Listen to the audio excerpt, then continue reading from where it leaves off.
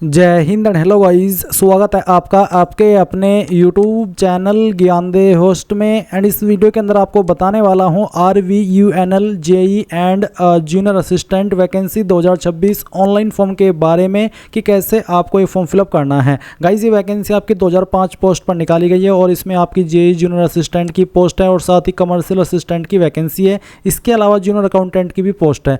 तो आपको बताया जाएगा कि कैसे आपको इन पोस्ट पर अप्लाई करना है, जिसमें कि स्टेप बाय स्टेप पूरा प्रोसेस बताया जाएगा ताकि आप ये फॉर्म भरें और कोई भी मिस्टेक ना हो और आपका फॉर्म रिजेक्ट भी नहीं होगा अगर आप इस वीडियो को फॉलो करके अपना फॉर्म भरेंगे। तो चलिए शुरू करते हैं। फटाफट से वीडियो को लाइक शेयर करके चैनल को सब्सक्राइब कर ले अगर आपने अभी तक नहीं किया, क्योंकि ये करना बहुत जरूरी है। और उसके बाद जो लिंक मैंने वीडियो को डिस्क्रिप्शन में दिया हुआ है आप ओपन कर लेंगे। जब आप ये लिंक ओपन करेंगे तो आपके सामने इस भर्ती की पूरी जानकारी आ जाएगी। जानने को मिलेगा कि 2005 पोस्ट पर ये वैकेंसी निकाली गई है। इसके फॉर्म आप लोग 5 अगस्त से लेकर के 25 अगस्त 2026 तक भर पाएंगे। फीस जनरल के लिए 1000 और EWS BC MBC SC ST PH इनके लिए 500 है। फिर आप देखेंगे कि कौन सी पोस्ट पर किस विभाग में कितनी वैकेंसी निकाली गई है और अप्लाई करने के लिए कौन सी पोस्ट पर क्या क्वालिफिकेशन चाहिए। जैसे कि JEE की पोस्ट पर BE BTech की योग्यता और जिस भी डिसिप्लिन में आपको अप्लाई करना है उसी डिसिप्लिन से रिलेटेड आपकी ये क्वालिफिकेशन होनी चाहिए। जूनियर अकाउंटेंट की पोस्ट पर डिग्री की योग्यता मांगी गई है और जो बाकी क्वालिफिकेशन के विकल्प है वो भी आप यहाँ पर देख सकते हैं। जूनियर असिस्टेंट कमर्शियल असिस्टेंट पर 12वीं की योग्यता, साथ ही O लेवल एग्जाम पास या फिर कोई भी अन्य कंप्यूटर रिलेटेड क्वालिफिकेशन हो जो यहाँ पर मेंशन की गई है। और आपके पास या तो 12वीं हो कंप्यूटर साइंस में और इसके साथ में आपके पास कंप्यूटर रिलेटेड क्वालिफिकेशन हो या फिर RSC IT हो। तो आप देख सकते हैं अगर जहाँ पर और लगा है इसका मतलब है कि या तो ऊपर वाली क्वालिफिकेशन या फिर उसके सामने जो लिखी है वो क्वालिफिकेशन कोई एक आपके पास होनी चाहिए। तो ये सभी जानकारी आपने यहाँ से जान ली। अब अगर आप इसमें ये सभी इन्फॉर्मेशन जानने के बाद एलिजिबल है किसी भी पोस्ट पर अप्लाई करने के लिए तो आप कैसे करेंगे वो जान ले। आप इंपॉर्टेंट लिंक के सेक्शन से अप्लाई ऑनलाइन लिंक ओपन करेंगे। अब गाइज आपके सामने यहाँ पर ऑफिशियल पोर्टल आ जाएगा या फिर कह लीजिए कि ऑफिशियल साइट आ जाएगी जहाँ से आपको आपका फॉर्म अप्लाई करना है। अगर ये वेबसाइट आपके मोबाइल में नॉर्मली ओपन ना हो तो आपको अपना फ़ोन लैंडस्केप मोड या फिर आप कह लीजिए कि ऐसे चलाना है जैसे कि आप मोबाइल में कोई गेम या वीडियो देखते हैं और साथ ही साथ राइट साइड में ब्राउज़र के 3 डॉट के ऊपर क्लिक करके वेबसाइट को डेस्कटॉप मोड में ओपन कर लेना है। फिर आपके सामने इसी प्रकार से ऑप्शन शो होंगे जैसे कि कंप्यूटर में होते हैं। अब आप यहां पर click here for new registration इसके ऊपर क्लिक करेंगे। आपके सामने कुछ ऐसा इंटरफेस आएगा। यहां पर सबसे पहले आपको जो भी आपका फर्स्ट नेम है वो एंटर कर देना है। फर्स्ट नेम को दोबारा डाल करके वेरीफाई करना है। फिर मिडिल नेम डालना है, नहीं है तो खाली छोड़ देना। फिर लास्ट नेम डालना है, लास्ट नेम भी दोबारा डाल करके वेरीफाई कर देना है। मैं आपको बता दूं कि फर्स्ट नेम होना ही कंपलसरी है, अगर मिडिल नेम लास्ट नेम नहीं है तो कोई प्रॉब्लम वाली बात नहीं है। उसके बाद आप यहां पर मोबाइल नंबर डालेंगे 10 डिजिट का, उसको दोबारा डाल करके वेरीफाई करेंगे। अल्टरनेटिव नंबर के अंदर अगर आप कोई अन्य नंबर यूज करते हैं, चाहे वो मोबाइल का हो चाहे लैंडलाइन का हो, वो आप यहां पर दे सकते हैं और चाहे तो आप इस ऑप्शन को खाली छोड़ सकते हैं। उसके बाद ईमेल आईडी में @ से पहले आपके जो कुछ भी आता है वो आपको टाइप करना है और @ के बाद आपको सिलेक्ट करना है कि आपका ईमेल किस डोमेन पर है। जैसे कि gmail.com है, hotmail.com है, yahoo.co.in है या फिर yahoo.com, तो जिस पर भी है वो आप सिलेक्ट कर लेंगे। मेरा gmail.com है तो मैं यहाँ पर gmail.com सिलेक्ट कर लिया हूँ। अब आपको कंफर्म ईमेल आईडी के अंदर कंप्लीट ईमेल आईडी डालनी है, कोई डोमेन नेम सेलेक्ट करने की आवश्यकता नहीं है और सिक्योरिटी कोड डालेंगे। सभी जानकारी चेक करते हुए सेव एंड नेक्स्ट के ऊपर क्लिक करेंगे। अब आप देखेंगे कि आपके सामने OTP वेरिफिकेशन का पेज आ चुका है। तो आपको पहले नंबर और फिर ईमेल वेरीफाई करनी है। ये करने के लिए आपको पहले जो नीचे कैप्चा कोड आ रहा है, सिक्योरिटी कोड आ रहा है, वो आपको यहाँ पर एंटर करना है और ये एंटर करने के बाद में सेंड OTP इसके ऊपर क्लिक करना है। तो जैसे आप इसके ऊपर क्लिक करेंगे आपके नंबर के ऊपर OTP सेंड कर जाएगा और जैसे ही आपको OTP रिसीव हो जाए वो OTP आप यहाँ पर डालेंगे और वेरीफाई OTP इसके ऊपर क्लिक करके इसको वेरीफाई कर देंगे।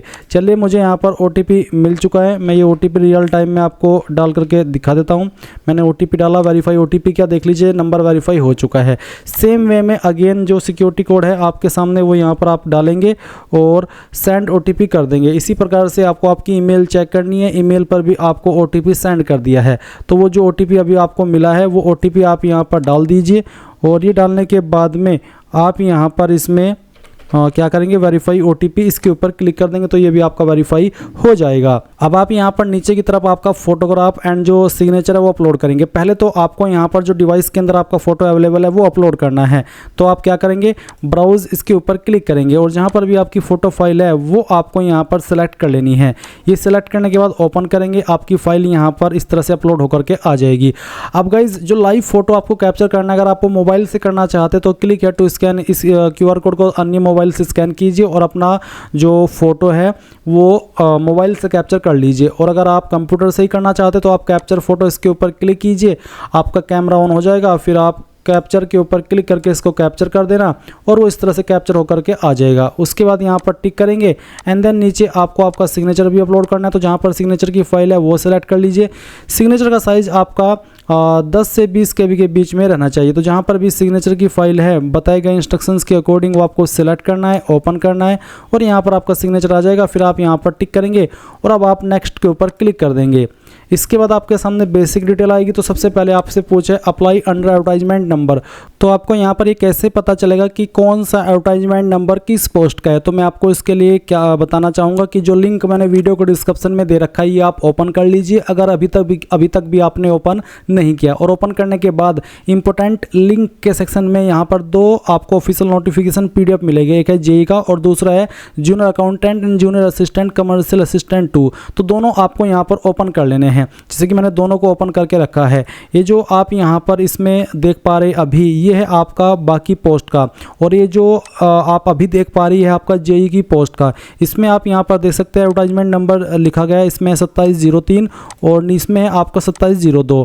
तो आप देख सकते हैं जो 2702 है इसमें आपकी जूनियर इंजीनियर की पोस्ट है और जो आपका 2703 है इसमें आपकी बाकी की पोस्ट है, जैसे कि junior accountant, junior assistant, commercial assistant 2। तो समझ में आ गया। तो अगर आप JEE की पोस्ट पर अप्लाई करें तो आपको 02 एडवर्टाइजमेंट नंबर सेलेक्ट करना होगा और आप अगर अदर पोस्ट पर अप्लाई कर रहे हैं तो आपको 03 सेलेक्ट करना होगा। तो मैं JEE की पोस्ट पर अप्लाई करके दिखा रहा हूँ तो इसलिए मैं यहाँ पर 02 सेलेक्ट कर लेता हूँ। अब यहाँ पर आपको आपका जो डिसिप्लिन है वो सिलेक्ट कर लेना कि आप इनमें से किस डिसिप्लिन पर अप्लाई करना चाहते हैं।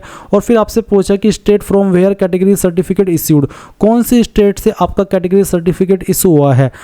If you are from out of Rajasthan state you will be considered as you are, यानी कि अगर आप राजस्थान के अलावा किसी अन्य स्टेट से है तो आपको यहाँ पर जनरल के अंदर काउंट किया जाएगा। बट फिर भी आपको बताना है कि आपका जो कैटेगरी सर्टिफिकेट है वो कहाँ से इशू हुआ है, राजस्थान स्टेट या आउटसाइड राजस्थान स्टेट। अगर आउटसाइड राजस्थान है तो फिर आपको बता ही दिया कि आप जनरल में काउंट होंगे, एंड अगर आप राजस्थान से है तो आप यहाँ पर राजस्थान स्टेट सेलेक्ट कर लेना।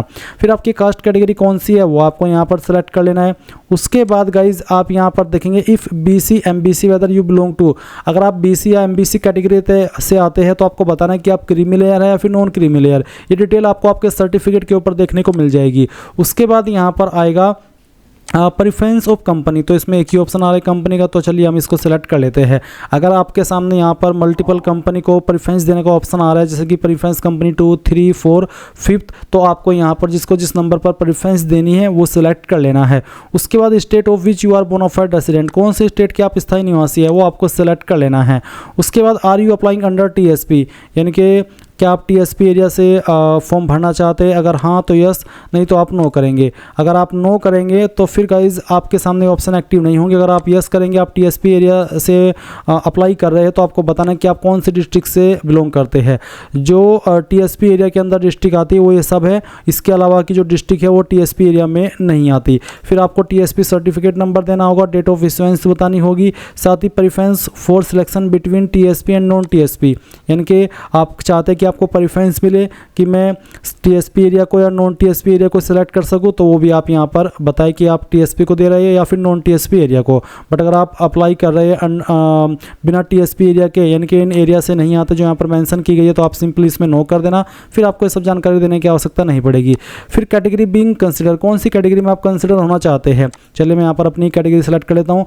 अगर आप SC ST है तो मे भी आप बाकी जो कैटेगरी है उनको भी प्रेफरेंस दे सकते हैं, उनमें भी आप कंसिडर करा सकते हैं अपने आप को।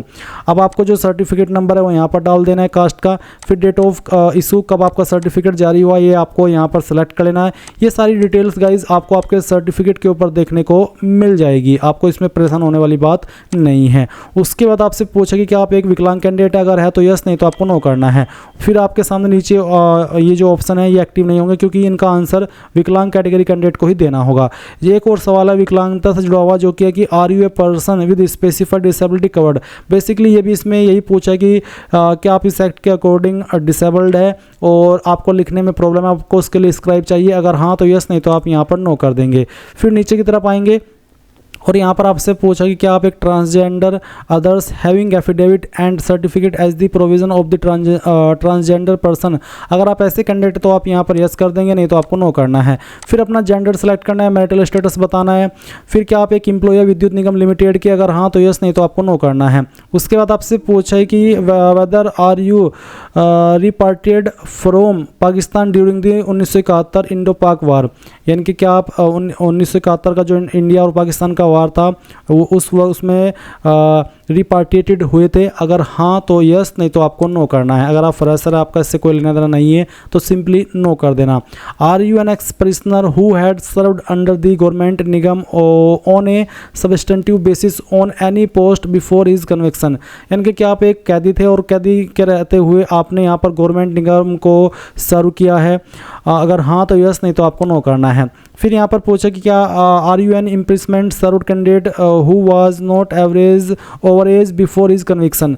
बेसिकली ये भी यही है कि क्या आप जब प्रिजनर थे, कैदी थे, और उस वक्त आपने यहाँ पर कुछ इस तरह का सेवा दी है जो सर्व किया है और आप तब तक ओवर एज नहीं हुए थे, तो आप यहाँ पर यस करेंगे, नहीं तो आप इसमें नो कर दीजिए। पता नहीं क्या क्या पूछ रहे हैं, कैदी को भी रख रहे हैं, पता नहीं किसको, ये अलग ही सही ऑप्शन मैं पहली बार देख रहा हूँ कि इस तरह के सवाल ऐड किए गए हैं। पता नहीं क्या चाहते हैं कि किसी को भी छोड़ा माना जाए, सबको जॉब दिलाई जाए, चाहे वो कैदी रहा हो चाहे ना रहा हो। ये थोड़ा मुझे वैसे ही बोल रहा हूँ मैं फ्रस्ट्रेशन में, तो मेरी बात से ऑफेंड आप लोग मत होइएगा। अब आपसे पूछे कि क्या have you rendered service in the NCC, यानी कि एनसीसी के अंदर आपने सर्विस की है, अगर हाँ तो यस, नहीं तो आपको नो करना है।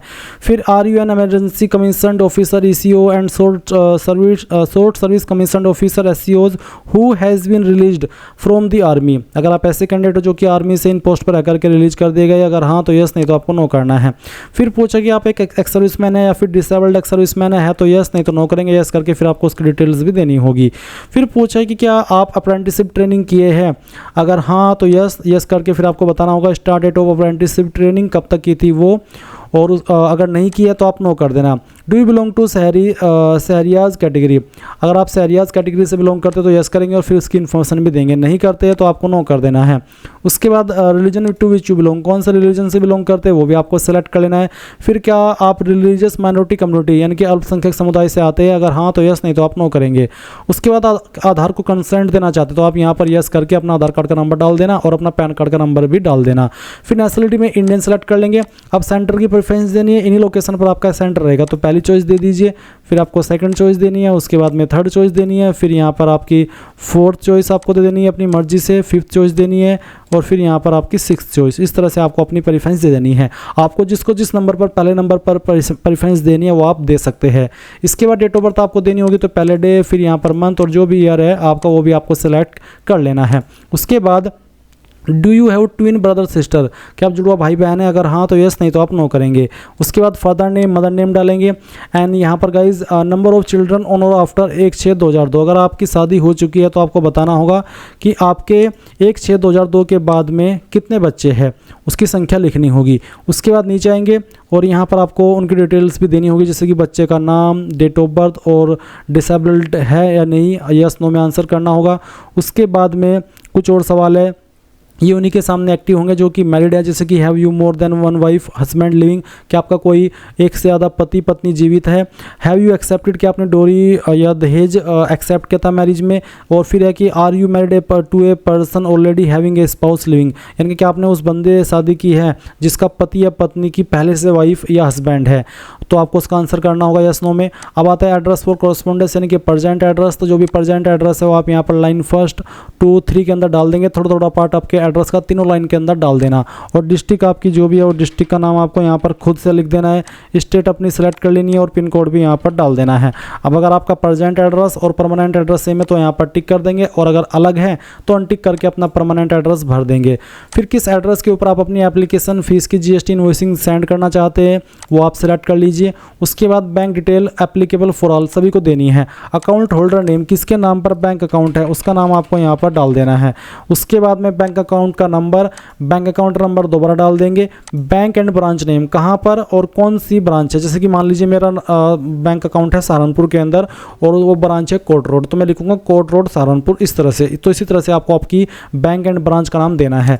टाइप ऑफ अकाउंट, सेविंग है करंट है वो आपको बताना है। और IFSC कोड, या IFSC कोड आपको पासबुक और चेकबुक के ऊपर देखने को मिल जाता है।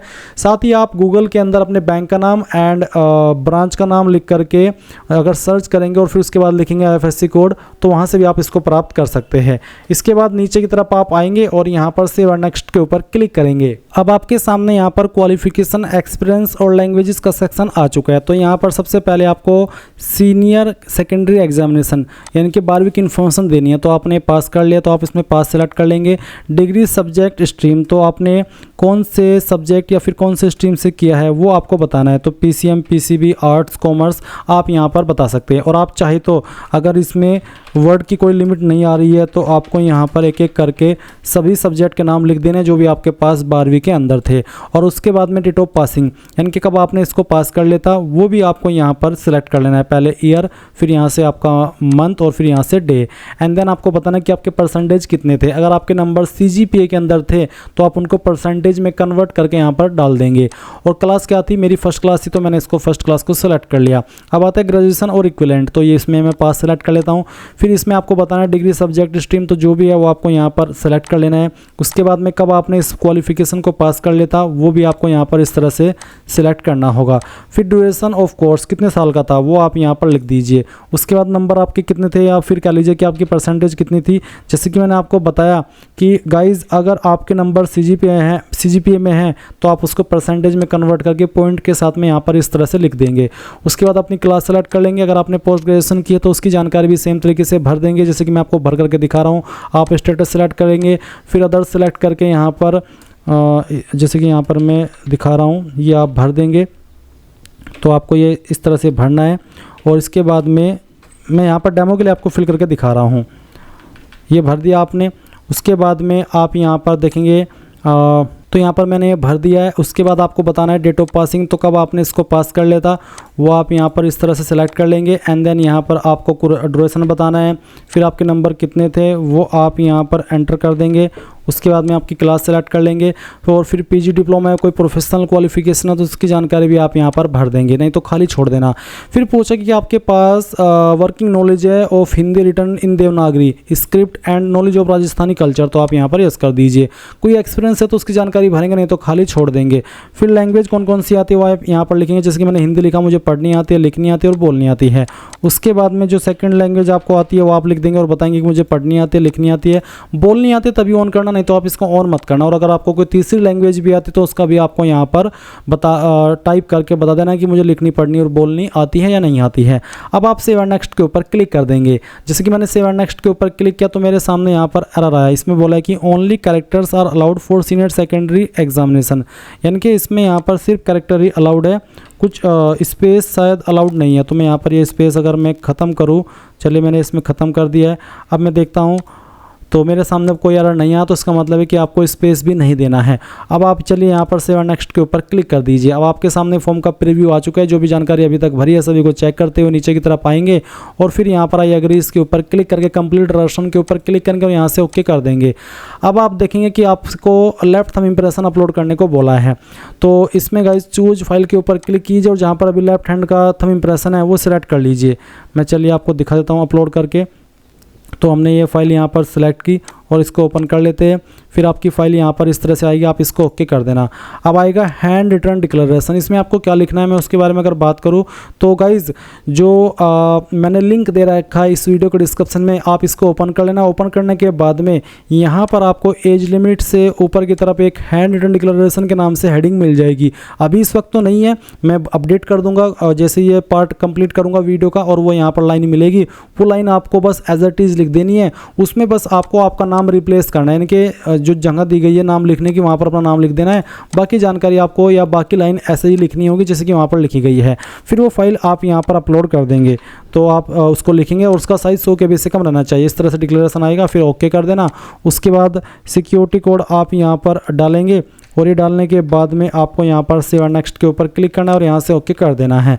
फिर आपके सामने फीस का अमाउंट आएगा, जो भी आपकी कैटेगरी के ऊपर एप्लीकेबल होता है वो आप यहाँ पर डालेंगे और उसके बाद आप यहाँ पर सबमिट के ऊपर जैसे ही क्लिक करेंगे तो आपको पेमेंट के पेज पर ट्रांसफ़र किया जाएगा। आप आपकी फ़ीस यहाँ पर credit, debit card, net banking, UPI इनमें से जिस माध्यम का इस्तेमाल करके जमा करना चाहे कर सकते हैं। जैसे ही आप फीस जमा कर देंगे और आपकी वो सक्सेसफुल रहेगी तो आप अपने फॉर्म का फाइनल प्रिंट आउट ले पाएंगे। एंड गाइज इस प्रकार से आपका RVUNL JEE and other post का जो ऑनलाइन फॉर्म है वो भरा जाएगा या फिर भरना है। सो ये थी पूरी जानकारी। आई होप आपको पसंद आई होगी। So thanks for watching. जय हिंद।